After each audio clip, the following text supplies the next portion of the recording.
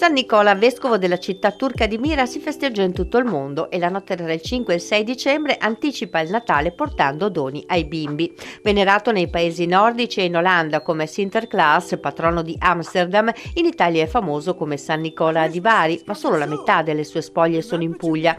La chiesa di San Nicola al Lido di Venezia, San Nicoletto, conserva l'altra metà delle spoglie del santo, patrono dei bambini, e per questo ha dato origine a Santa Claus in Europa e a Babbo Natale in America, è però anche patrono dei marinai, di qui il culto veneziano.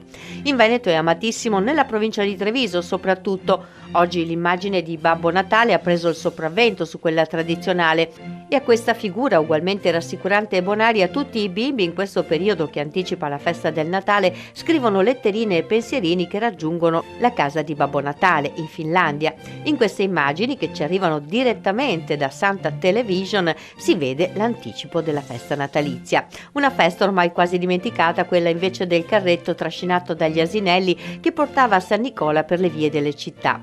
A Treviso soprattutto, aspettando i suoi doni che facevano la gioia dei bambini. Ma vale la pena ricordare questa giornata che dagli albori del cristianesimo, San Nicola fu vescovo tra il 200 e il 300 d.C., ad oggi ci parla sempre e ancora di bontà e generosità.